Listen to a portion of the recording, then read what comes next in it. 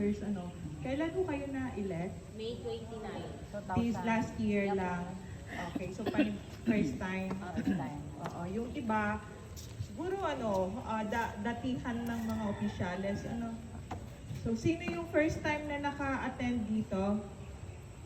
Yung iba, naka-attend na ko kayo? Hindi pa first time. First time lahat? Opo, first time. Okay, sige. Ako po si Miss Lea Salvatierra. Naka-assign po ako sa National Capital Region. Yung ating opisina po, dating HLURB.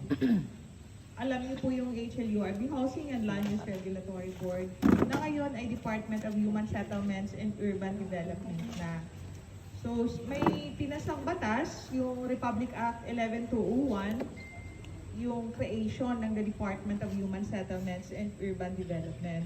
Yung composition po ng office namin ay galing sa HUDC, yung Housing and Urban Development Coordinating Council, na dating pinamumunuan ng ating Vice Presidente. Pero hindi po ito na pamunuan ni VP Lenny. Anyway, yung dalawang opisina pinagsama, HLURB and HUDC, HUDCC equals DHSUD, Department of Human Settlements and Urban Development. Naipasa yung batas na to na creation ng noong February 14, 2019. So bago lang po ang composition ng office namin or organization. Okay? 2019, 2021. Every February 14 po yung anniversary ng office. Okay. Ganun naman, doon sa mandato ng aming office, kailangan kaming mag-conduct ng regular orientation as updating sa mga registered homeowners associations. Ang office po namin, isa sa mga mandato ay ang pagre-rehistro ng mga homeowners associations or neighborhood association. Regular association, di ba? Sa iba, walang neighborhood dito. So, kayo po ay bibilang sa regular association kasi may titled property po kayo. Hindi po neighborhood kasi yung neighborhood, hindi pa sa kanila yung title. Okay? So, ngayon, ang pag-uusapan natin or i-discuss ko sa inyo ay ang may tinatawag po. Sino po? Okay.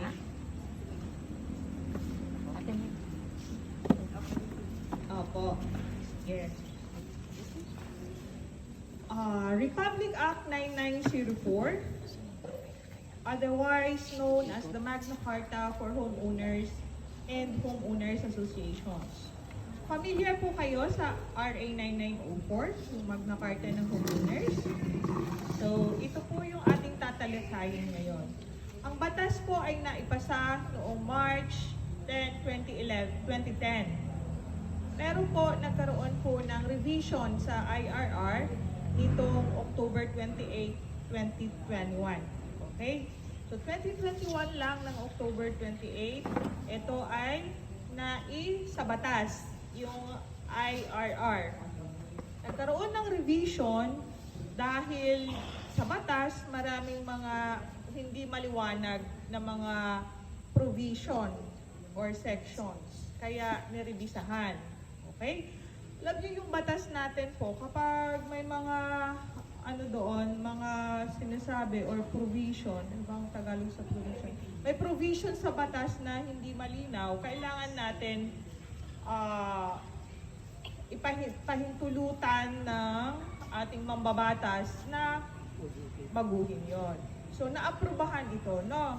So, kaya naman, may mga 116 provisions na hindi maliwanag at bago dito sa revised implementing rules and regulations ng Republic Act 9904. Okay? So, umpisahan po natin sa mga salitang pangkahulugan. Sa IRR, sa revised IRR, ito po ay binigyan ng salitang pangkahulugan o definition of terms. Ano po daw po ang ibig sabihin ng homeowners? Okay? Marami yung mga hindi pagkakaunawaan kung anong ibig sabihin ng homeowner. It's a one word, hindi siya putol or dalawang salita ng homeowner. It's a one word kasi pagka sinabi mong dalawang salita, homeowner, may-ari ng bahay. Pero dito sa batas, sinasabi ng homeowner, isa lang. So anong ibig sabihin yan? It is an association registered formerly with the SEC, Securities and Exchange Commission, or with the HGC or Home Guarantee Corporation, or with the former office ng HLURB, and now with the Department of Human Settlements and Urban Development. So yun po, ay registered association primarily composing, number 1, purchaser of a lot or house and lot. So sila yung mga nakabili or may-ari ng bahay. Isa lang yan sa tinatawag nating homeowner. Pangalawa, yun pong beneficiary, legal occupant, tenant, lessee. Sila po ay isang homeowner din po. Okay?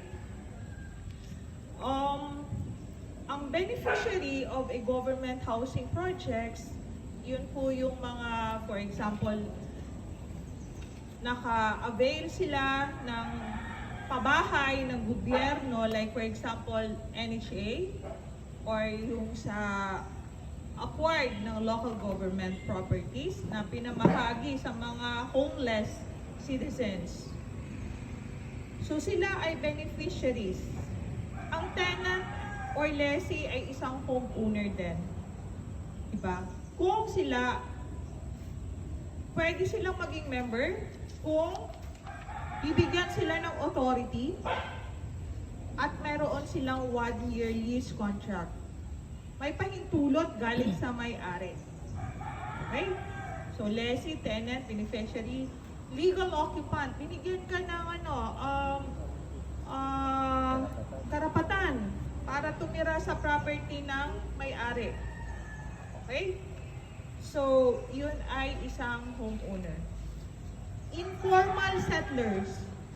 Alam natin yung mga ISF, yung tawagin natin na dating squatter, pero informal settler families na po sila ngayon, no? Meron po silang organisasyon.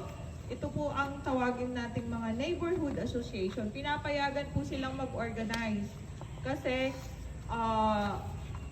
iisa yung hangarin nila na magkaroon sila ng property.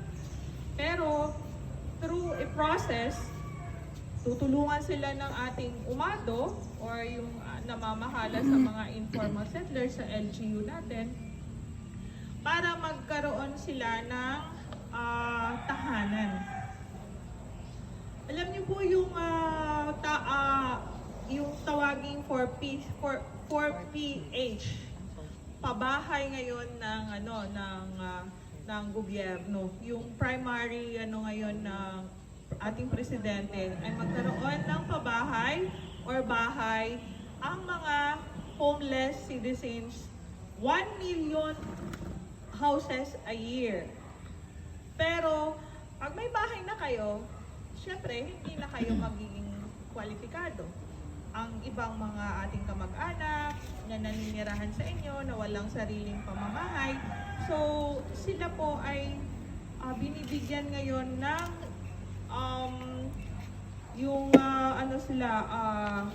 primary concern ng government.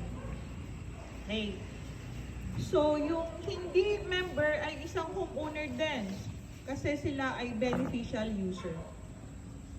So, itong mga sinabi natin ay pwedeng maging member ng isang associations of homeowner. Maraming or iba't ibang klase po ang ating associations, di ba? Pero kayo, homeowners association po kayo. na bukod tangi ang may jurisdiction na magrehistro ay ang aming tanggapan. Hindi po pwede kayong magrehistro sa iba, like sa SEC, yung condominium corporations, TODA associations, and other associations, sa SEC po nire-rehistro. Pero pagdating sa homeowners, anong homeowners? Naka-define na po sa atin nun. Yun po ay i-rehistro lamang sa aming tanggapan. Okay. So pagdating po doon sa membership, sino ang pwedeng maging members? Batay doon sa ating definition, kung yun po ay nakalagay, meron po tayo, bawat registered association ay meron po tinatawag na Articles of Incorporation and Bylaws. Okay? Sino po na ang nakakita sa inyo ng Articles and Bylaws ng association natin? Wala. As officers, kailangan niyo pong tutukan. Kasi ito po yung sa ating gabay, Biblia ng ating asosasyon. Paano natin pamumunuan, paano natin palalakarin, paano gagalaw ang bawat isa sa atin ay nakasaad po sa ating Articles and Bylaws. Ano po yung contents ng articles? Diba? Hindi tayo familiar, diba? Ano po yung bahagi ng Articles of Incorporation? Nandiyan po yung pangalan ng asosasyon, nandoon po yung address, nandoon po yung number of incorporators, nandoon po yung purpose. Purpose kung bakit nag-organisa, bakit nagbuo ng asosasyon. Nandoon po yun na nakapaloob po sa ating articles. And ilan ang ating board of directors. Nandoon po yun sa articles. Dapat alam natin to. Kasi mahalaga po malaman ang lahat ng ito. Ilan ang board of directors ninyo? Pag hindi nyo alam, malaking kawalan sa bilang opisyales. Kasi doon marami kayong pagbabasihan kung ilan ang board of directors ninyo. Andun. Tatanungin kayo, ilan ang quorum sa board? Pag hindi nyo alam kung ilan ang nakasaad sa articles, wala na, laglag na kaagad. Diba? So, ang quorum is defined as 50% plus 1 of the number kung ano po yung gusto nyong kunin. Pero sa batas, ang quorum or majority is defined as 50% plus 1 of the general membership. Pero kung nagmi-meeting lang kayo, katulad nito, hindi ko kailangan ng general membership. Basta kung sinong nag-attend of those who are present, yun po. Pero kailangan din po natin malaman kung nakasaad po ba ito sa ating bylaws. Kasi separate document ang Articles of Incorporation. And another is bylaws. So dito tayo sa articles, pang-5, kung ilang years, ilang taon nabubuhay ang ating asosasyon. So, lagi kong sinasabi yung creation ng association ay parang a life cycle. Nandoon po yung nag-conceive, nag-isip, nag-conceive, pinanganak, gumalaw, namuhay, and then namatay. Kasi may expiration po ang ating Articles of Incorporation. Nakalagay po doon, term of existence. May bago, ano yung bago sa ngayon? Perpetual existence na. So kung ang inyong association ay na-register sometime patterned under the under the Corporation Code 1930s. Nakalagay doon, maximum term of existence ng association is 50 years. Okay? I'm sure na 50 years din po ang kailan po kayo na-register, sir? 94. Covered po kayo doon sa old provision ng 50 years. Pero kung mag-a-amend kayo batay sa bagong revised or sa revised IRR, pwedeng gawin ninyong perpetual existence. So, panghabang buhay na unless na pipilitin yung patayin. Yun po yung sinasabi natin na my life cycle. Nagbuo kayo ng pangalan, nag-isip na pinaglihin ninyo yung pangalan ng association, tapos meron yun ng anak. Kasi kumuha kayo ng members diba? May members kayo. So, nanganak, and then yung kabuhayan niya or existence niya ay 50 years. So, 94 plus 60 plus 50. So, ilang years na yon? 1940.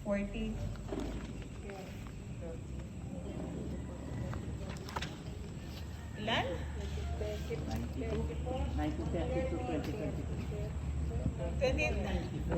1994 plus 50 years. Kaya hindi ako nagano kasi mahirap ang math So, 1984. 50. 1984. 1994 plus 50. Ay, mali pala. 94 plus 0, 1940. 2024. 2044. Tama? 2020.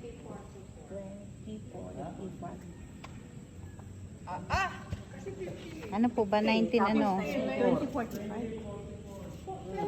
20 plus 2040. Ano po? 1994 plus 50? 2044. O tingnan mo, hindi natin na-anticipate kung ilang taon na nabumuhay ang ating asosasyon. Po, 1994 plus 50 is 20,044. Oo nga. Diba? 2044. Oo, for sure.